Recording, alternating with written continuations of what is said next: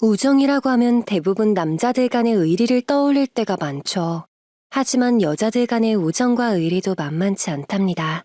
그게 시댁, 친정, 아내들의 사연이라면 더욱 그렇겠죠. 오빠가 그러던데요? 자기 아내는 목석 같아서 밤에 재미가 없다고요. 반면에 저는 능동적이라서 좋대요. 괜히 저 어떻게 기 잡으려고 연락하셨나 본데 사람 잘못 보셨어요. 바람 안 나게 하려면 평소에도 밤마다 남편한테 잘하셨어야죠. 안녕하세요. 저는 현재 제육볶음집을 운영하고 있는 30대 여성입니다. 친아버지는 제가 어렸을 적 교통사고로 돌아가셨어요. 그래서 어머니 홀몸으로 절 키우셨죠. 다행인 것은 어머니의 손맛이 좋아 요식업으로 돈벌이가 쏠쏠했다는 점이에요. 그렇게 제가 어렸을 때부터 여러 요식업을 해오시다가 제육볶음집까지 운영하게 되었는데 이게 생각보다 인기가 엄청 좋은 거예요. 가게 앞에 회사들이 많았는데 그 회사원들 사이에서 입소문을 타게 되었거든요. 그러다 보니 일손도 부족해졌는데 마침 제가 다니던 회사에서 퇴직한 상태여서 친정어머니 일을 도와주게 되었습니다. 그렇게 일을 돕다가 한 가지 아이디어를 내게 되었어요. 식사 마치고 가는 분들께 요구르트 하나씩을 나눠주는 거였죠. 요구르트 하나로 센스 있다는 말을 들으며 찾아오는 손님들도 더 많아졌습니다. 그리고 자주 얼굴을 비추는 단골 손님들과 인사하는 사이가 되었어요. 매일 점심 드시러 오는 남자 세 분이 계셨거든요. 그렇게 한 달, 두 달 얼굴을 마주하다 보니 세 분 중 한 분과 특히 더 깊은 인연을 맺게 되었습니다. 맞아요. 그 사람이 바로 제 남편입니다. 서로 이야기도 잘 통하고 건실한 사고방식도 마음에 들었어요. 길지 않은 연애를 끝으로 결혼에도 꼴이 나게 되었습니다. 시부모님도 남편도 모두 회사원이었고 저희 집안은 자영업만 해오던 집이란 걸 빼면 닮은 점이 참 많았죠. 20대의 젊은 나이에 결혼하게 되었지만 후회는 없었습니다. 시부모님도 정말 잘 대해주셨고 남편의 사랑도 변함이 없었거든요. 특히 시어머님의 사랑을 많이 받았어요. 아유, 안 그래도 일하느라 힘들 텐데 뭐하러 여기까지 왔니? 올 거면 빈손으로 오지 또 뭘 이렇게 챙겨왔어, 응? 아유, 애 얼굴 상한 거 봐라. 넌 네 와이프 살이 이렇게 빠졌는데 가만히 있었어? 남들은 그렇게 안부 인사하러 오라고 보챈다는데 시어머님은 힘드니까 오지 말라고 성하셨죠. 그래도 어머님이 보고 싶어서 왔다면서 깜짝 방문하면 기뻐하시면서도 힘들게 뭐하러 왔냐며 꾸짖는 분이셨습니다. 나중에 알게 된 사실이지만 남편을 낳고 나서 또 한 번 임신을 하셨었대요. 딸이었다고 하는데 산달이 다가오기 직전에 유산으로 잃게 되셨답니다. 그래서 현재는 남편 혼자 외동으로 자라게 된 것이죠. 그때 이후로 시어머님 마음속에는 딸이라는 존재가 계속 남아있었던 모양이에요. 저를 본 순간 딸처럼 잘해줘야겠다는 생각이 드셨답니다. 다정한 시어머님 덕분에 시집살이는 무슨 대접받는 삶을 살게 되었죠. 하지만 평화는 길지 않았습니다. 제육볶음집에 자주 오던 단골 3명이 있다고 했잖아요. 그 중에 한 명이 제 남편이고 둘은 남편의 직장 동료였지만 저와도 친한 친구가 되었답니다. 그 둘도 모두 결혼해서 부부 동반 모임도 갖고 종종 얼굴 보며 만나는 사이였거든요. 그런데 어느 날 점심시간에 남편 빼고 둘만 밥 먹으러 온 겁니다. 반갑게 인사하며 익숙하게 제육볶음 2인분을 만들어 내놓았습니다. 그러면서 어떻게 둘만 왔느냐 물었죠. 남편은 뭐 다른 사람들이랑 밥 먹으러 갔다더군요. 대수롭지 않게 그렇구나 하고 넘기려는데 저를 붙잡는 겁니다. 그러면서 뭔가 할 말이 있는데 말해도 될지 말지 고민하는 사람처럼 우물쭈물거리더군요. 한 명도 아니고 둘 다 그러고 있는 걸 보니 뭔가 심상치 않은 이유가 있구나 싶었습니다. 편하게 말해보라고 했더니 한 명의 입이 열리더군요. 이걸 우리가 말해도 되는 건지 모르겠는데 너도 이제 우리 친구니까 모른 척하기가 쉽지 않네. 요즘 네 남편 여기저기 돈 빌리고 다녀. 우리한테도 물었는데 없다고 하긴 했거든? 무슨 일인지 너도 한번 알아보는 게 좋을 것 같아서 하는 말이야. 그 말을 들으니 눈앞이 띵해지는 느낌이 들었습니다. 돈 문제로는 골치 아플 일 없을 줄 알았거든요. 뭐든지 칼 같은 남편이었기에 충격이 더 컸습니다. 게다가 저한테 비밀로 해가며 돈을 빌릴 만큼 급한 일이 뭘까 하는 생각에 머리가 아팠죠. 금액을 물어보니 대부분 1,000만 원씩 빌려달라고 했나 보더군요. 1,000만 원이 뚝딱하고 나오는 돈도 아니고 그 큰 돈을 왜 빌리고 다녔는지 궁금했습니다. 그것부터 알아내야 뭐든지 해결되겠다 싶었죠. 그날 저녁 남편에게 대놓고 물었습니다. 직장 동료에게 이야기 다 들었으니 숨기지 말고 사실대로 말해달라고 했어요. 무엇보다 부부관계는 신뢰가 기본이잖아요. 이런 식으로 신뢰가 깨지면 결혼 생활도 힘들지 모른다고 강하게 말했습니다. 그랬더니 제 눈치를 보면서 사실대로 말하겠다더군요. 결혼하고 얼마 지나지 않아서 시아버님으로부터 연락이 왔답니다. 술에 취해서 친한 친구의 보증을 서줬는데 그 친구가 사업을 말아먹고 도주했다는 이야기를 하더래요. 그러면서 아빠 좀 도와달라고 우셨답니다.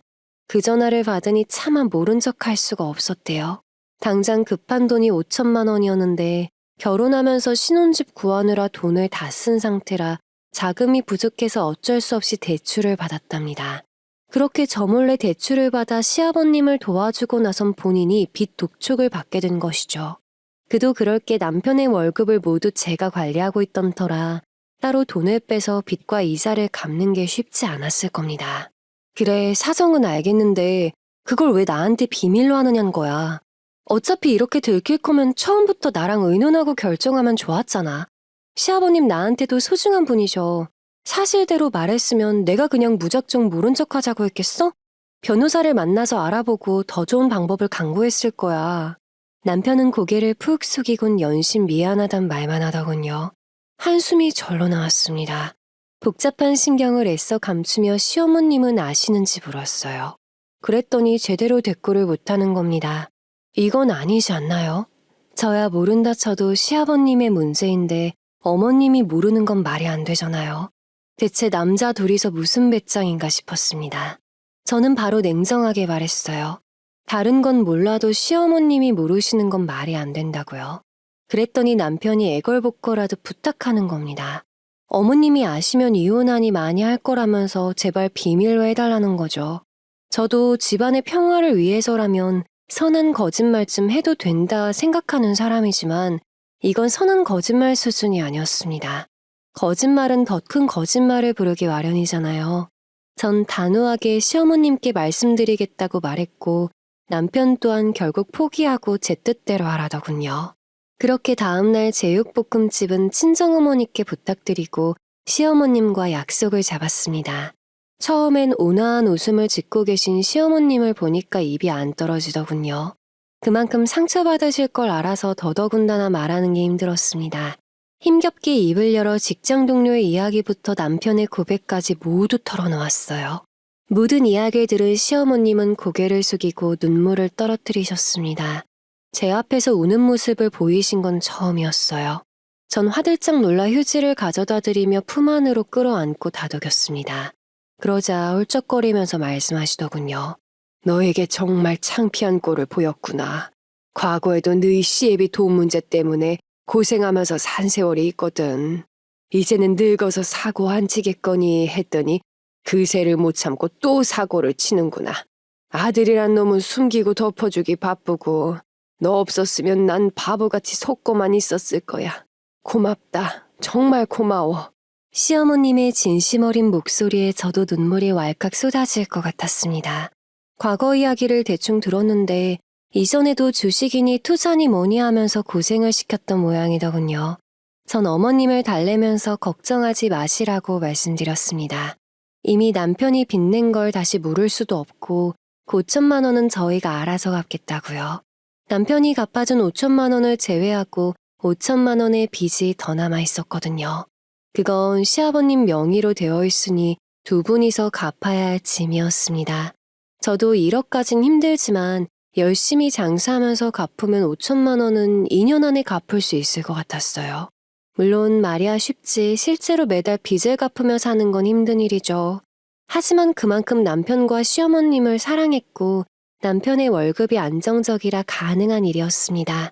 남편 월급으로 모조리 빚 갚는 데 쓰고 제 벌이로 생활비를 쓰기로 한 것이었죠. 친정어머니께선 처음 이 이야기를 듣곤 노발대발하셨으나 남편이 무릎 꿇고 싹싹 비는 모습을 보고 마음이 누그러지셨어요. 그래, 자네가 효자인 것도 알겠고 아버지를 위해서 한 것도 잘 알겠어. 하지만 아무리 그래도 아내한테 숨기고 대출 낸 거 그건 정말 잘못한 짓이야. 딸한테도 들었지만 그 빚 갚는 돈은 모두 자네 월급으로 해결하도록 해. 남편은 친정어머니의 말씀에 알겠다며 다시금 죄송하단 말을 전했습니다. 이후로 생활에 큰 지장은 없었어요. 죽으란 법은 없는지 제육볶음집이 잘 돼서 제 벌이가 더 풍족해졌거든요. 단지 남편 월급으로 넣던 적금 하나를 해지해야만 했죠. 그리고 시어머님과 아버님은 직접 저희 집에 찾아와 미안하단 말을 전하셨습니다. 시아버님은 원래 하던 경비 일을 관두고 좀 더 일이 힘든 업종으로 이직하기로 하셨어요. 일은 힘들어도 벌이는 더 좋아서 빨리 빚을 갚기 위함이었죠. 그렇게 서로 으쌰으쌰하며 살아가던 때였습니다. 시어머님으로부터 연락이 왔어요. 바들바들 떨리는 목소리로 혹시 좀 볼 수 없겠냐고 물으시는 겁니다. 전 일단 진정하시라고 말씀드리며 당장 시댁으로 가겠다고 말씀드렸어요. 다급히 운전해서 시부모님 집에 도착해보니 시어머님이 얼굴이 사색이 되어 있더군요. 대체 무슨 일이냐고 차근차근 말씀해 보시라고 했더니 충격적인 이야기를 꺼내셨습니다. 오늘 아침에 낯선 남자가 집에 방문했다는 거예요. 그래서 무슨 일인가 했더니 시아버님 빚 때문에 차 사왔다고 하더랍니다. 캐피탈에 빚이 있는 건 알고 있는데 뭐 때문이냐 물었더니 글쎄 사채도 손을 댔다는 거야. 그러면서 그 사람이 하는 말이 원래 도박쟁이들한테 돈 빌려주면 꼭 이렇게 안 갚는다면서 한숨을 쉬는 게 아니겠니? 그러니까 시아버님이 친구 보증을 잘못 써서 빚더미에 앉았다는 게 전부 거짓이란 겁니다. 시어머님이 안 믿으니 그 남자가 여러 장의 사진을 던지고 갔답니다. 그렇게 확인한 사진들엔 비닐하우스처럼 보이는 도박장에 들어가는 시아버님의 모습이 담겨 있었어요. 저도 정말 충격적이라서 뭐라 말을 못하겠더군요. 시어머님께 원래 전에도 이런 적 있었느냐 물었더니 주식이랑 투자는 있었어도 도박한 적은 없었답니다. 그런데 주식을 할 때도 도박처럼 비장장 주식에 투자하고 해서 인생 한 방을 노리는 그런 성향인 건 알고 있었대요. 1억이 넘는 빚이 모조리 도박 때문에 생긴 거라 생각하니 숨이 막히더군요. 전 진지하게 시어머님께 이야기를 꺼냈습니다. TV나 유튜브를 통해서 많이 봐왔지만 도박에 한 번 빠지면 다시 정신 차리기 어렵잖아요. 중독성이 있다 보니 또다시 돌아가는 경우가 많고요. 시어머님은 제 말을 들으시곤 고개를 끄덕이셨습니다. 그러니 지금 당장은 아버님이 다신 도박 안 하겠다고 하겠지만 그 말을 믿어선 안 된다고 했어요. 묻고 넘어가더라도 각서를 받아두든 이혼 준비를 하든 뭐든 하라고요. 시어머님은 제 조언을 들으며 진지하게 이혼하고 싶단 말씀을 하셨습니다. 저도 그 의견에 동의하며 곁에서 도와드리기로 약속드렸어요. 하지만 속으론 이혼하지 않으실 것 같다 생각했습니다. 어머님 나이 또래에선 이혼이란 엄청 큰일이잖아요. 서로에게 흠이 된다고 생각하실 게 분명했죠. 그렇다고 제가 친딸도 아닌데 나설 순 없었습니다. 하지만 어머님을 생각하는 마음만은 친딸 못지 않다고 자신있게 말할 수 있어요. 그런 제 맘을 아셨는지 어머님은 제 손을 붙잡으며 말씀하셨습니다. 네가 있어서 정말 든든하구나. 고맙다. 너랑 같이 있으면 진정한 내 편은 남편도 아들도 아닌 며느리구나 하는 마음이 들어. 오늘 아들도 불러서 다 같이 모인 자리에서 말할게. 그리고 그 후로 어떻게 처리할지 같이 고민해보자꾸나. 그렇게 그날 저녁 남편에게도 연락해 다 같이 시부모님 집에 모이게 되었습니다. 그리고 시어머님의 폭탄 선언으로 시아버님의 도박 사실을 남편도 알게 되었죠. 혹시나 남편도 짜고 친 고스톱이면 어쩌나 걱정했는데 정말 몰랐던 사실인지 깜짝 놀라며 마구 소리치더군요. 어떻게 아버지가 저한테 거짓말을 할 수 있느냐면서요. 그런데 그때 시아버님이 절 확 째려보시는 겁니다. 애초에 처음부터 남편이 5천만 원 빚냈단 거 알게 됐을 때 저들끼리 쉬쉬하면서 갚으면 될 일이었대요. 그걸 굳이 시어머니한테 말한 건 가정 파탄 내겠다는 거 아니냐면서 저더러 화를 내는 겁니다. 방귀 낀 놈이 성낸다더니 황당하기 그저 없었죠. 그런데 저보다 시어머니가 더 화를 내주시더군요. 인간이면 여기서 바로 무릎 꿇고 사과를 해야 맞는 게 아니냐. 어떻게 며느리한테 너 때문에 가정이 파탄났냐고 소리칠 수 있냐면서요. 남편도 제 편을 들어주었습니다. 도박 빚인 줄 알았다면 대출 내서 대신 갚아주지도 않았을 거라면서요. 모든 게 다 아버지 잘못인데 남 탓하는 거 비겁하다고 소리쳐주니 저도 속이 시원했습니다. 아버님, 방금 하신 말씀은 답답해서 그냥 한 소리라 생각할게요. 저한테 화내실 일 아닌 거 본인이 더 잘 아시죠? 솔직히 저도 남편도 그리고 시어머님도 지금 아버님에 대한 신뢰가 무너진 상태예요. 저희 전부 시아버님이 낸 빚 갚으며 살고 있잖아요. 그런데 그 이유가 도박이라니 저도 진지하게 이혼 고민할 정도예요, 지금. 제 말에 시아버님도 남편도 놀라선 두 눈을 크게 뜨더군요. 시어머님은 이미 예상하고 있었다는 듯 아무 말 없이 고개를 끄덕이셨습니다. 이제서야 사건의 심각성을 알게 되었는지 시아버님도 깨갱하고 기죽더군요. 어떻게 이 사태를 해결할 건지 대안이 있느냐 물었더니 안 그래도 부업을 알아보고 계시답니다.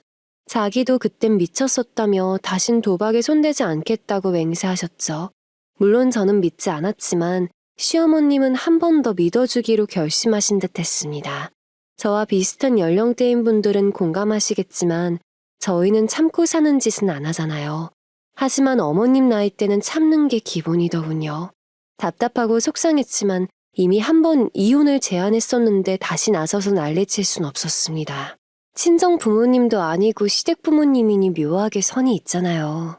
다시 이혼하라고 재촉하는 건 그 선을 넘는 행동인 듯 했죠. 하지만 다시 또 도박에 손을 대면 그땐 꼭 이혼하시란 말을 전했습니다. 시어머님도 그땐 가만히 참고 넘어가지 않겠다고 답하셨죠. 그리고 남편도 아버지 일이 자극이 되었는지 부업을 하나 시작했어요. 바로 컴퓨터 게임이었죠. 게임이 어떻게 부업이 되나 싶으시죠? 저도 처음엔 안 믿었는데 게임 속에서 얻은 아이템을 현금으로 팔 수가 있더군요. 주말마다 노가다 하듯 게임을 하면서 아이템을 주워서 파는데 첫 달은 10만 원 벌더니 나중 되니 달에 50은 버는 거예요. 밖에서 고생하면서 버는 것보다 훨씬 낫다 싶었습니다. 나 어제 준 아이템 10만 원에 팔았다? 대박이지? 이대로 캐릭터 계속 성장시키면 나중엔 달에 100씩 벌 것 같아. 그래서 말인데 캐릭터 키우려면 투자도 해야 하거든? 10만 원 정도만 충전해도 될까? 전 남편의 말에 그러라고 답했습니다. 50만 원 벌어서 10만 원 투자하는 거야 나쁘지 않았거든요. 주말에도 게임하느라 저랑 대화하는 시간이 줄어들긴 했지만 그래도 부업이라 생각하고 터치하지 않았습니다. 단 저는 그 게임 투자로 번 돈은 여분의 통장 계좌에 이체시켜두라고 했죠. 그래야 제가 체크할 수 있는 별도의 적금 개념으로 관리했어야 하니까요. 일종의 안전장치였죠. 대신 저는 친정어머니, 시어머니와 함께 보내는 시간이 늘었어요. 저희 친정어머니 친구분도 남편이 도박해서 소송 걸어서 이혼했었거든요. 그것 때문에 이혼 소송에 필요한 증거 같은 것들을 물어보느라 셋이서 만나곤 했었습니다. 그동안은 서로 바빠서 이렇게 여자들끼리 만난 적이 거의 없었는데 막상 셋이서 만나니까 이야기가 참 잘 통하더군요. 친정어머니가 살짝 개구지면서 말을 재밌게 하시는 편이거든요. 셋이서 깔깔 웃으며 떠들고 나니 스트레스도 풀리고 해서 주말에 시간이 맞으면 자주 만나곤 했습니다. 그러다 생긴 한 에피소드가 있는데요. 회사 앞에서 운영하는 제육볶음집이다 보니 진상은 많지 않은 편인데 간간이 한 명씩 오긴 합니다. 그리고 진상의 대부분은 근처 회사원이 아닌 일반인인 경우가 많죠. 저희가 주말엔 점심 장사만 하거든요. 그날도 점심 장사를 마치고 시어머님과 함께 셋이서 밥 먹자고 약속을 잡은 날이었어요. 그래서 시어머님이 일부러 저희 가게까지 와서 같이 일을 도와주고 계셨죠. 그때 처음 보는 한 젊은 커플이 손님으로 들어왔습니다. 시어머님이 자리까지 안내하고 주문을 받으셨고 저는 주방 일을 돕다가 홀로 나온 상태였어요. 한껏 인상을 찌푸리며 주변을 둘러보던 그 젊은 커플은 절 보자마자 손을 들어서 부르더군요. 뭐 요청하실 거 있냐 물었더니 이런 말을 하는 겁니다. 저기 요리는 저 뚱뚱한 여자분이 하는 거 아니죠? 솔직히 좀 비위상해서요. 요리하다가 땀 오른 거 들어갈지도 모르잖아요. 만약 저분이 하시는 거면 저희 그냥 나가게요. 이런저런 진상 다 만나봤다고 생각했는데 이런 타입의 진상은 진짜 처음이었습니다. 어이가 없다 못해 내가 들은 말이 진짜 맞나 하면서 의심할 정도였으니까요. 시어머님은 40대 때 건강이 안 좋아 스테로이드를 장기간 맞아서 평균 체형보단 퉁퉁한 편이셨습니다. 그렇다고 해서 엄청 뚱뚱한 편도 아니었는데 시어머님을 콕 찍으면서 기분 나쁘게 말하는 거예요. 순간적으로 눈을 돌려 시어머님을 바라봤습니다. 어머님의 눈가가 촉촉하게 물드는 게 보였어요. 그 모습을 보니까 혈압이 올라가는 듯 얼굴이 달아오르기 시작했습니다. 진짜 분노가 치밀어 오르는 느낌에 휩싸였던 거죠. 시어머님이 옆에 안 계셨으면 진심을 다한 험한 말이 튀어나왔을 것 같습니다. 주먹을 꽉 쥐고 소리치려던 찰나였어요. 그때 갑자기 주방에서 쿠당탕 하는 소리가 나는 겁니다. 놀라서 쳐다보니 요리하고 있던 친정어머니가 제육을 볶던 나무 주걱을 그대로 들고 나오시는 거예요. 평정함을 유지하는 편이셨기에 그렇게 흥분해서 날뛰는 건 정말 오랜만에 보는 모습이었습니다. 그러더니 진상 손님을 향해 삿대질하며 마구 소리치셨습니다. 야, 너네가 뭔데 비위가 상하니만이야? 너네 얼굴이 더 비위상해. 알아? 처음 들어올 때부터 재수가 없으려나 싶었는데 역시 관상은 거짓말을 안 한다니까. 너네 거울도 안 보고 사니? 얼굴에 심술보가 아주 그득그득해서 말이야. 너네 같은 손님 안 받으니까 나가. 당장 안 나가면 그 심술보를 다 뜯어내줄 테니까. 나무 주걱을 들고 소리쳤더니 진상 손님 둘 다 기겁을 하면서 몸을 일으키더군요. 그러더니 신고하니 많이 하길래 우리 가게 CCTV는 음성 녹음도 되는데 감당 가능하겠냐 물으니 입을 꾹 닫더군요. 누가 봐도 먼저 선빵을 날린 건 진상 손님들이었으니까요. 그러더니 자기네들이 인플루언서인데 인터넷에 올려서 소문낼 거라면서 뻔뻔하게 소리치는 거 있죠. 친정어머니는 너희들이 대통령이어도 아무 상관없으니 당장 눈앞에서 꺼지라고 소리쳤습니다. 흥분해서 나무 주걱을 마구 흔드니 묻어있던 제육 양념이 진상들 옷에도 튀었죠. 그제야 소리를 빽 지르며 다신 장사 못하게 될 줄 알라며 허세 가득한 소리를 지르며 떠나더군요. 그들이 나가고 나서 가게 안은 싸한 정막이 감돌았어요. 전 먼저 시어머님 눈치를 봤습니다. 아무리 저들이 헛소리를 한 거라고 하더라도 기분이 나쁠 수밖에 없잖아요. 저랑 같은 생각인지 친정어머니도 시어머님을 힐끔거렸습니다. 그런데 시어머님은 저희 어머니를 보면서 입술을 움찔거리더니 푸하하 하고 웃음을 터뜨리는 거예요. 아니 안 사돈. 지금 꼴 좀 보세요. 나무주걱 흔드느라 지금 얼굴에 제육양념이 다 묻으셨잖아요. 길 가던 누가 보면 범죄자 나타났다고 신고할 정도라고요. 내가 정말 못 살아.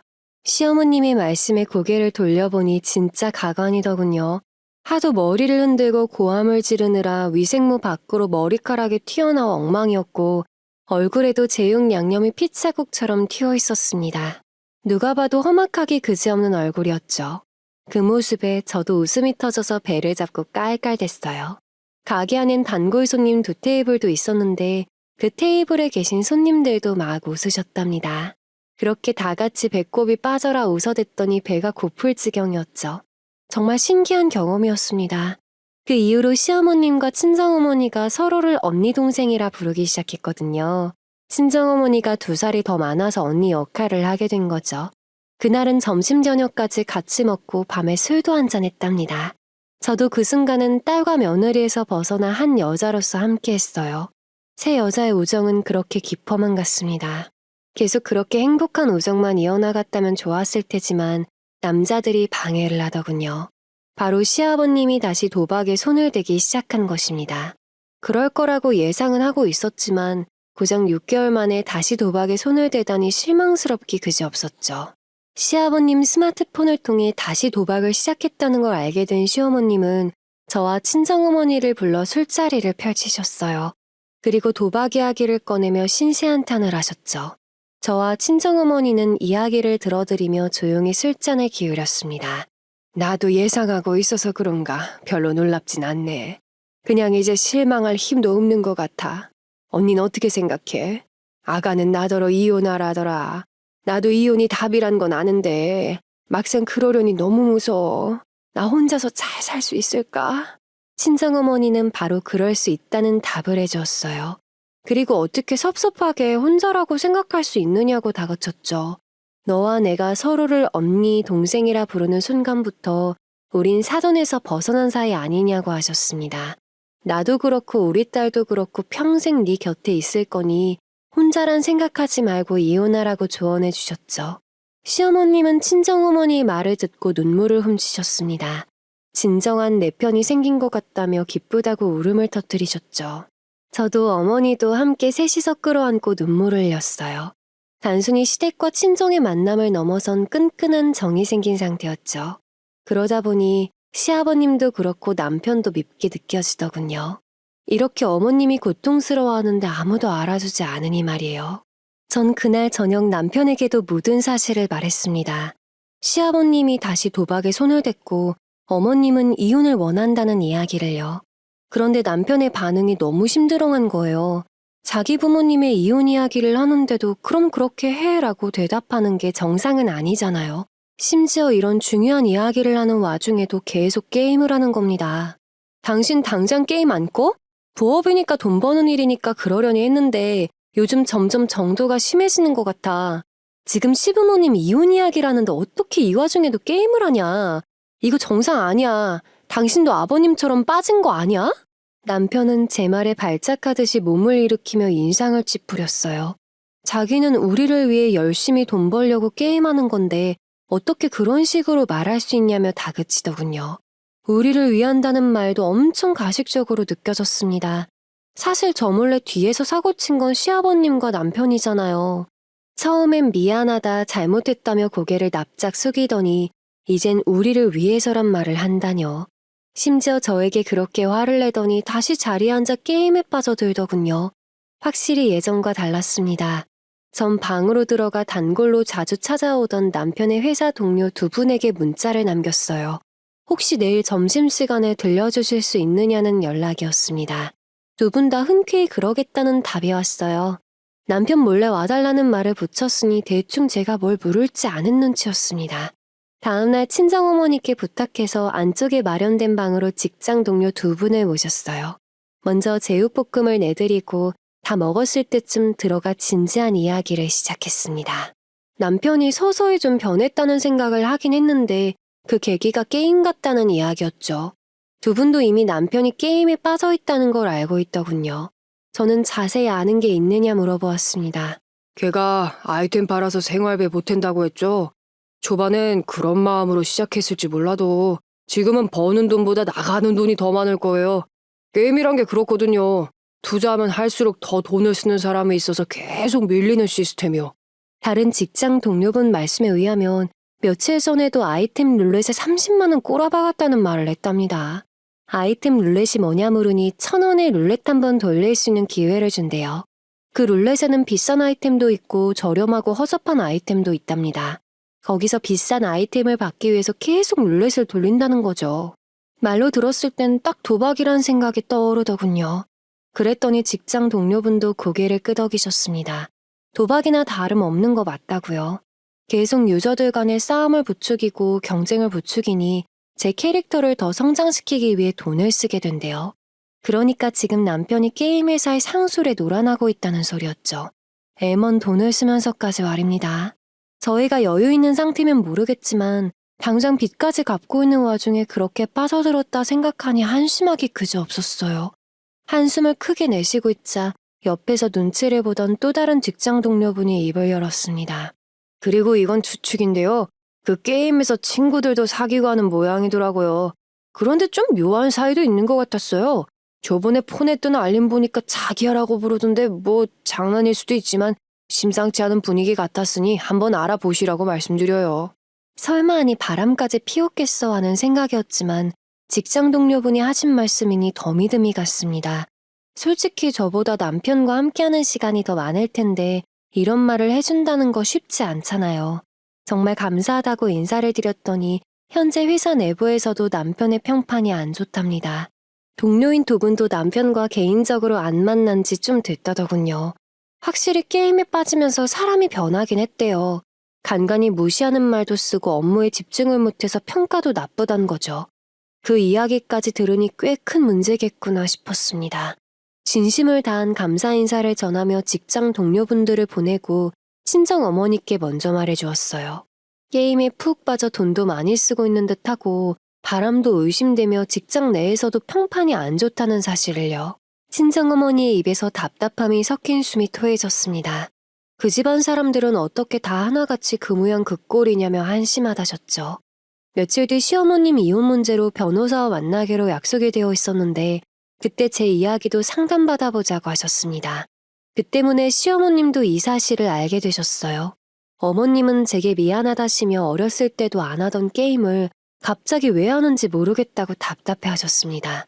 그리고 제가 원한다면 언제든 이혼하라고 하셨죠. 대신 이혼하더라도 자기랑은 계속 연락하고 지내자고 하시는 거예요. 그 말에 진짜 진심이 느껴져서 괜스레 쿡쿡 찡찡해졌었답니다. 어머님 걱정 마세요. 우리 셋이서 같이 맹세했잖아요. 저희는 어떤 일이 있어도 늘 함께 하기로요. 저도 어머님 너무 좋고 함께 얘기하면 행복해요. 이혼 여부와 관계없이 저희는 또 다른 인연을 맺은 거니까 앞으로도 항상 같이 해요.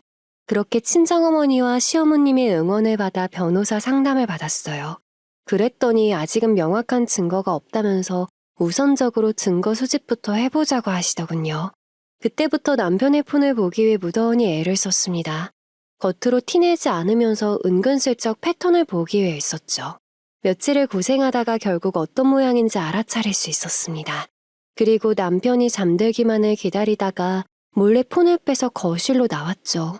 패턴을 풀고 메신저와 문자를 확인하는 내내 어찌나 무섭던지 입 밖으로 심장이 튀어나올 것만 같았습니다.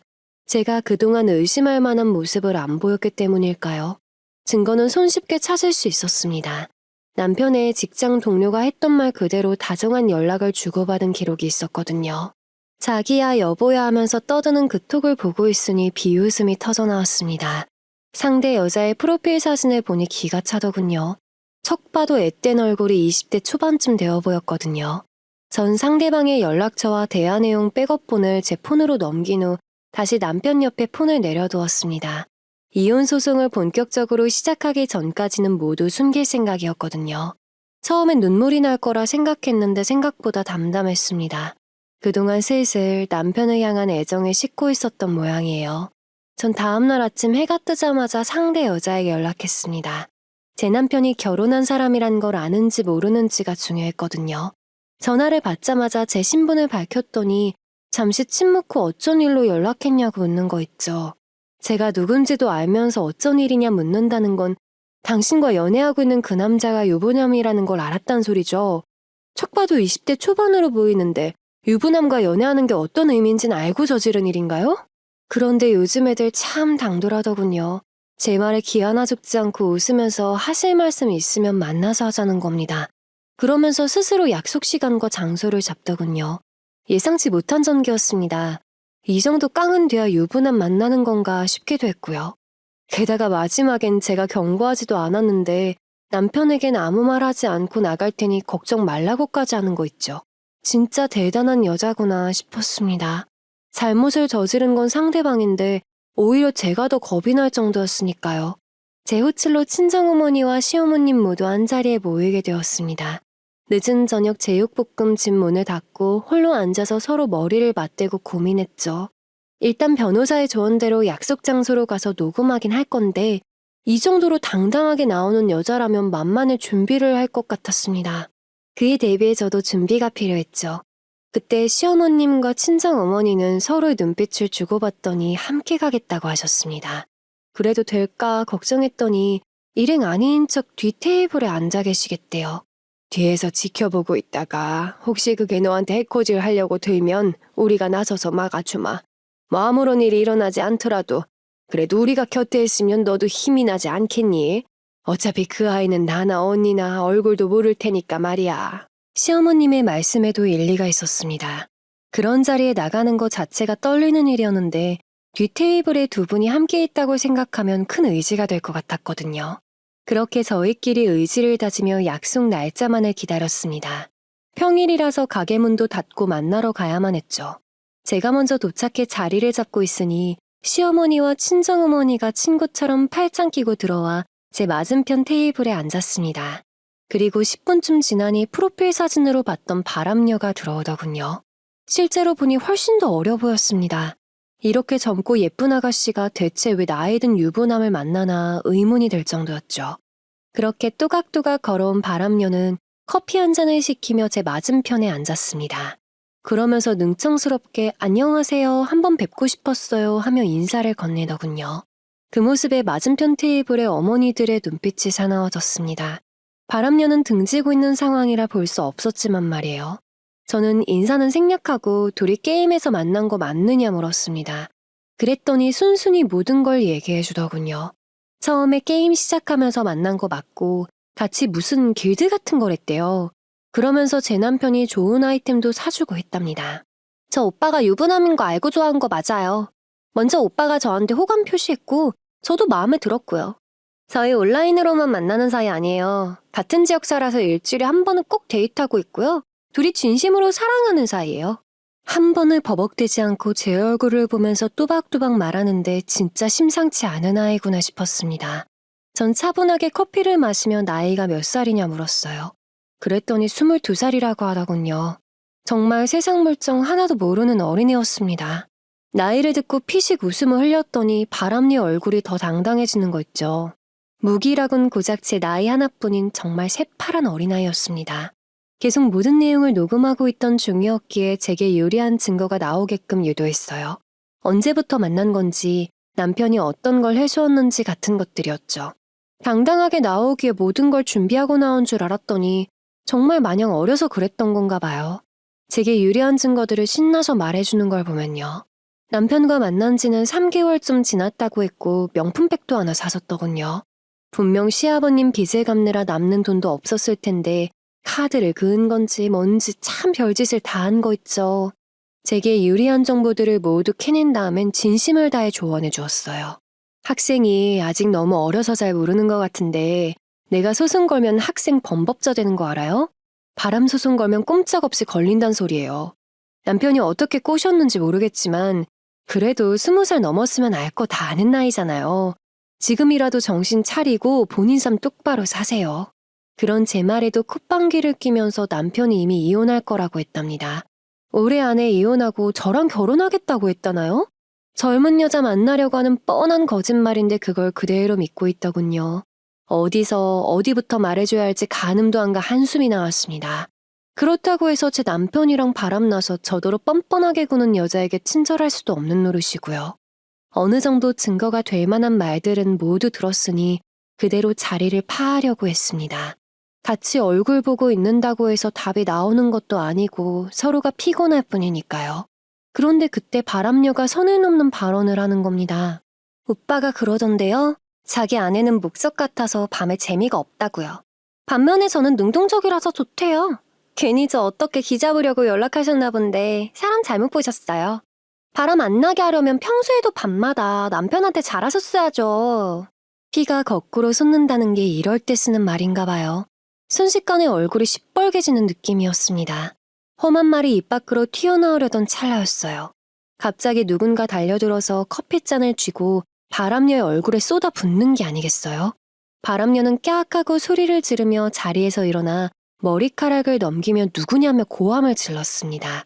멍하니 고개를 돌려보니 빈 커피잔을 쥐고 씩씩거리는 시어머님의 얼굴이 보였습니다.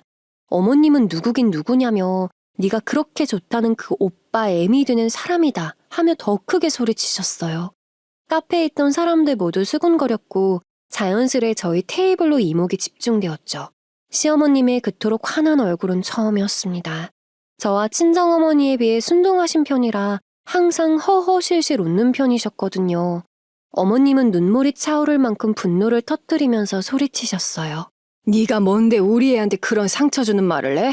니깟게 뭐라고 감히. 우리 며느리랑은 평생 함께할 사람이야. 네가 그렇게 좋다는 오빠? 그래, 데려가서 같이 살아봐. 얼마나 잘 사나 보자고. 근데 그 전에 지금 당장 사과해. 우리 애한테 상처 준 거 당장 사과하라고. 그 순간 시어머님이 저를 우리 애라고 부른 게 어찌나 감동적이던지요. 바람녀는 자기가 만나는 남자의 엄마라는 사실을 알게 되자 당황해하며 우물쭈물 사과를 하더군요. 진심이 담기지 않은 사과였지만 대충 받아주며 나가라고 했습니다. 그랬더니 후다닥 가방을 들고 카페를 빠져나갔어요. 그렇게 모두의 이목이 집중된 저희 테이블엔 저와 시어머님, 친정어머니 이렇게 셋만 남게 되었죠. 어머님 정말 감사해요. 우리 애라고 부르는데 저 눈물 날 뻔했다니까요. 정말 두 분이랑 같이 오길 잘한 것 같아요. 아니었으면 또 혼자 땅굴 파면서 우울했을지도 몰라요. 그렇게 셋이서 앞으로 있을 일들을 어떻게 대처할지 의논도 하면서 저녁 식사까지 마치고 집에 들어갔어요. 그랬더니 남편이 거실에 떡하니 앉아있더군요. 평소 퇴근하고 오면 항상 컴퓨터 앞에 앉아서 게임하기 바빴는데 그날은 거실 소파에 앉아있는 게 심상치 않았습니다. 그 모습을 보는 즉시 바람녀가 모든 이야기를 했구나 싶었죠. 남편은 저를 힐끔 바라보더니 잠깐 얘기 좀 하자더군요. 알겠다며 맞은편에 자리를 잡고 앉자 언제부터 알고 있었냐고 넌지시 물어왔습니다. 전 아버님이 다시 도박을 시작했다는 사실을 말했을 때 심드렁하게 반응하는 거 보고 다른 데 빠져있구나 깨달았다고 말했어요. 바람 이야기의 직장 동료분들을 대면 그분들 입장도 곤란해질 테니까요. 그 후로는 밤에 몰래 폰을 보고 알았고 상대 여자에게 전화했더니 먼저 약속을 잡길래 오늘 만난 거라고 말했습니다. 남편은 한숨을 푹 쉬면서 왜 그렇게까지 했냐고 묻더군요. 그냥 처음부터 자기한테 물었으면 솔직하게 다 말했을 거라면서요. 그 와중에도 제 탓을 하는 거 있죠. 당연히 이쯤 되면 스스로 잘못했다고 무릎 꿇고 빌어도 모자란 거 아닌가요? 전 지금 당당하게 나오는 태도가 말이 되느냐고 물었습니다. 그랬더니 남편이 자기도 답답해서 그랬대요. 아버지 빚 때문에 집에 오면 제 눈치를 보느라 갑갑하고 회사에 가도 직장 동료들이 제 스파이 같아서 어디 털어놓을 곳도 없었답니다. 그러니까 내 눈치 보느라 답답하고 갑갑해서 바람 피웠다는 말을 하고 싶은 거야? 넌 지금 그게 말이 된다고 생각하니? 어느 누가 갑갑하다고 바람을 피워? 게임하는 것도 다 이해했잖아. 근데 바람 피우는 것도 내가 이해해줘야 하니? 남편은 입을 꾹 다물며 제 시선을 피했습니다. 눈치 준 적도 없는 내 눈치 보느라 갑갑해서 그래서 그 여자한테 명품백 사주고 그랬느냐 물으니 이젠 말도 하지 않더군요. 근데 아무리 생각해도 이상한 거예요. 돈이 없었을 텐데 어떻게 그 잡것한테 명품을 사줬을까 하는 의심이었죠. 아, 이거구나 싶었습니다. 당장 게임 부업으로 번 통장 잔액 불라고 했죠. 그랬더니 한참을 망설이다 쭝얼거리는데 다 썼답니다. 그 바람 잡것한테요. 이거 사람 아니구나 싶었어요. 한 번 더 독하게 결심한 계기가 되었습니다. 바람까지 난 남자 데리고 평생 살 자신도 없고 그러고 싶지도 않았습니다. 저는 곱게 이혼해달라고 말했어요. 차라리 지금 도장 찍고 이혼한 다음 그 여자랑 다시 결혼하라고요. 그랬더니 두 눈이 휘둥그레지더니 이혼은 무슨 이혼이냐입니다. 그 여자 그냥 심심풀이로 만난 것뿐이고 자기는 절대 그럴 생각이 없대요. 죽어도 저랑 같이 평생 함께 할 거라는 거 있죠. 떡줄 사람은 생각도 안 하는데 누구 맘대로 평생을 함께 하나요? 구질구질하게 매달리지 말고 그 여자더러 빚 갚아달라고 하라며 뿌리쳤습니다. 그리고 짐을 챙겨 친정집으로 들어갔죠. 이후 저와 시어머님은 이혼소송을 시작했습니다. 어머님은 시아버님과의 이혼을, 저는 남편과의 이혼을 바라는 소송이었죠. 남들이 들으면 쌍으로 우습다고 할지 모르겠습니다. 하지만 저와 시어머님은 인생에 달려있는 문제였어요. 그래서 증거 수집부터 시작해 차근차근 준비해 나가기 시작했습니다. 재판 결과는 모두 승소로 끝났어요. 특히 저는 남편과의 이혼 소송도 승소로 끝났지만 바람녀 소송도 이겨서 2번의 위자료를 받게 되었습니다. 살던 신혼집은 전세였기 때문에 계약 해지와 함께 반반씩 돈을 나눴어요. 시부모님 집도 매매해서 반 나눠 가졌죠. 재산 분할하는 데에도 시간이 꽤나 걸렸지만 정확하게 다 받아냈답니다. 이거 공기청정기도 내가 산 거잖아. 그러니까 내가 가져갈게. 이렇게 보면 전셋집 살면서 혼수는 내가 다 해왔네. 당신 대체 한 게 뭐야? 결혼 생활 중에 빚이나 지고 바람이나 피고 말이야. 인생 그렇게 살지 마. 떵떵거리는 제 말에도 찍소리 못하고 깨갱하는 남편을 보니 속이 다 시원했어요. 전 친정어머니 댁에서 3기 살았고 시어머님은 당분간 친언니 댁에 거주하기로 하셨죠. 그렇게 소송이 다 끝나서 홀가문하던 찰나 예상치 못한 복병이 하나 나타났습니다. 바로 남편의 바람녀였어요. 바람 소송을 진행하면서 그쪽 부모에게까지 바람 사실이 전해졌는데 그때 한 번 저를 찾아오긴 했었거든요. 뻔뻔한 얼굴로 남편 간수 잘못한 네 잘못이지 않느냐 따지기에 그것까지 녹음해서 증거로 제출했었습니다. 심지어 저희 가게에 찾아와서 저지른 일이라서 CCTV고 뭐고 모두 저희에게 유리한 증거들 뿐이었죠. 바람녀도 그렇고 그쪽 집안 사람들도 그렇고 머리가 참 둔하더군요.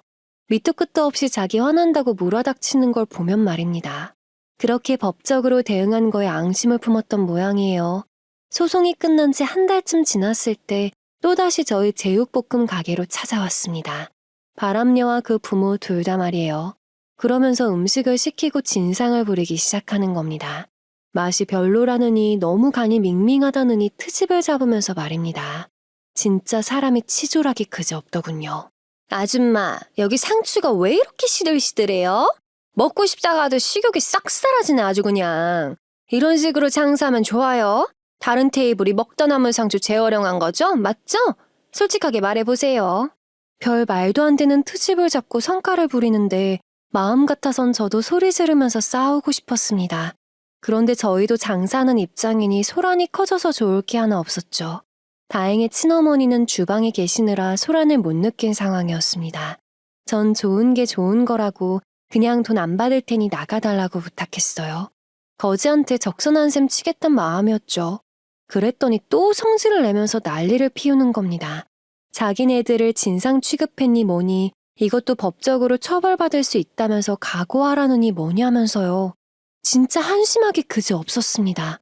바람녀는 그 옆에 입술을 꾹 다물고 앉아선 시위하듯 저를 째려보고 있더군요. 바람녀는 대학생이었는데 바람소송을 진행한다는 소문이 들어서 자퇴했다고 들었습니다. 그 때문에 더 뿔이 난 듯 했죠. 전 한숨을 내쉬며 그냥 나가라고 했습니다. 더 이상 시비 걸면 저 또한 영업방해로 경찰 부를 수밖에 없다고 하면서요. 제가 좀 전에도 말씀드렸죠. 바람녀와 그 가족들 정말 둔하고 멍청하다고 말이에요. 이 상황에서 그냥 대충 마무리 짓고 나가는 게 이들에게도 최선인데 여기서 더 삐대면서 제 남편 이야기를 꺼내는 겁니다. 이들 생각엔 생계를 유지하는 영업장에서 남편 바람난 이야기를 하면서 창피를 주면 추문이 붙으면서 매출도 떨어지고 그럴 줄 알았나 봐요. 역시 이 집 딸내미 신보가 고약하더니 그래서 제육맛도 일이 없는 건가 봐. 멀쩡한 남편 바람난 만들어서 소송해서 돈 뜯어먹질 않나. 지그 시애미 꼬셔서 시애비랑 이혼시키게 만들고 말이야. 그런 사람이 만드는 음식 누가 먹고 싶어 하겠어? 그치? 점심시간이어서 손님들도 많았는데 일부러 들으란 식으로 떠벌리더군요. 참 웃긴 게 이미 소문은 날 만큼 난 상황이었어요. 남편과 같은 회사 다니는 동료들 사이에서 소문이 퍼졌었거든요. 그런데 장사는 그 소문과 별개였습니다. 전 늘 손님들에게 친절했고 음식 맛이 좋았으니 별 타격이 없었던 거죠. 게다가 애초에 제 잘못으로 벌어진 소송이 아니었으니 다들 오히려 저보다 남편에게 손가락질하기 바빴습니다. 남편이 퇴사한 걸 보면 말 다 했죠 뭐. 하지만 이렇게 뒤에서 소문처럼 도는 거랑 남의 영업장에 와서 떠벌리는 건 다른 문제입니다. 제가 이혼소송과 바람녀 소송을 하면서 법적으로 배운 게 정말 많았거든요. 그러면서 알게 된 사실 중 하나는 사람들이 많은 곳에서 저렇게 말하면 공연성이 성립돼서 명예훼손으로 고소할 수 있다는 점이에요. 그 사실을 알고 있었기 때문에 저들이 제게 흠집을 내기 위해 떠들 때 오히려 잘 됐다는 생각까지 들었답니다. 저에게 이렇게 해코지 하러 다시 방문할 만큼 법적 소송이 이들에게 스트레스가 됐단 거니까 똑같이 법적 소송으로 돌려주고 싶었거든요. 경찰을 불러 그들을 쫓아낸 다음엔 바로 CCTV를 열었어요. 음성 녹음까지 모두 되는 CCTV인 거 아시죠? 그렇게 아주 간단하게 증거를 수집할 수 있었습니다. 소송을 3건 진행하느라 친해진 변호사님을 만나 이 이야기를 들려줬더니 그 사람들 그냥 두면 안 되겠다고 하더군요. 그러면서 모욕죄 소송도 걸자는 겁니다. 저번에 바람녀랑 카페에서 처음 만났을 때 기억하시죠? 그때 그 여자가 밤에 잠자리가 어떻고 저떻고 하면서 얘기했었잖아요. 그 녹음본도 갖고 있는데 그거로 모욕죄 소송 가능해요. 그것까지 함께 걸어버립시다 우리. 본때를 보여줘야 다신 이런 짓 안 하지. 변호사의 말을 들으니 그제야 생각이 났어요. 저에게 잠자리에서 목석이니 뭐니 하면서 창피를 줬던 사건을요. 그 당시 혹시 필요할지 모른다면서 카페 측에 부탁해 CCTV도 따놨었거든요. 그 자료를 함께 제출하면 내부에 손님들이 많았다는 걸 증명할 수 있기 때문에 공연성이 성립되므로 모욕죄로 처벌할 수 있었습니다. 그리고 바람녀 소송 진행 때 한 번, 마무리 후 한 번 더 찾아왔다는 점을 미루어 접근 금지 신청도 넣어두었어요. 그들은 몸으로 부딪혀오는 일들을 저는 법적으로 모두 해결한 셈이죠. 이번 기회에 저도 참 많이 배웠던 것 같아요. 대한민국에서 살려면 법을 많이 하는 게 도움이 된다는 사실을요. 소송 과정에도 여러 에피소드들이 있었지만 결국 명예훼손도 모욕죄도 모두 적용시킬 수 있었습니다. 그들에게 정신적 손해배상을 청구해 받아낸 위자료도 꽤나 쏠쏠했답니다. 그렇게 소송을 진행하면서 친정어머니와 함께 살고 있던 작은 빌라도 매도했어요. 그리고 이혼소송 위자료와 손해배상으로 받은 돈까지 모조리 합해 아파트를 하나 구입했습니다. 최신축은 아니지만 신축급에 가까웠고 시설도 위치도 좋아 전망도 밝은 곳이었죠. 얼마 전에 친구 만나서 이혼 소식이랑 이렇게 여자 셋이 같이 산다는 얘기를 했더니 깜짝 놀라면서 완전 드라마 아니냐고 하는 거 있지. 내가 생각해도 진짜 드라마 같다면서 웃었다니까. 그리고 그 아파트에는 시어머니의 말씀대로 저 친정어머니, 시어머님 이렇게 셋이서 함께 살고 있답니다. 친어머니는 사고로 남편을 잃고 시어머님은 도박으로, 저는 게임과 바람으로 남편을 잃어서 그런지 공통점이 참 많습니다. 셋이서 거실에 다 같이 모여서 TV 보면서 수다 떨 때가 가장 재밌는 시간이랍니다. 이혼이 흠은 아니라고 생각됩니다. 애초에 잘못된 남자랑 살면서 평생을 고통스럽게 사느니 차라리 빠른 결정으로 행복한 여자의 삶을 사는 게 100번 나을 테니까요. 그리고 저희 세 여자 한 달에 600 이상은 법니다. 부족한 돈은 아닙니다. 서로를 위한 애정으로 보살핌으로 열심히 살아가고자 합니다. 사연을 듣다 보면 고부 갈등에 관한 게 참 많더군요. 대부분 그런 집이 많게 하겠지만 혹시나 저처럼 난감한 상황이 생겨 고통받고 계신 분들이 있다면 곧 해 뜨는 날이 올 거라 말씀드리고 싶어요. 지금 전 누구보다 행복하게 살아가고 있거든요. 지금까지 제 이야기를 들어주셔서 정말 감사합니다. 다른 이야기도 궁금하시다면 구독과 좋아요, 알림 설정까지 부탁드려요.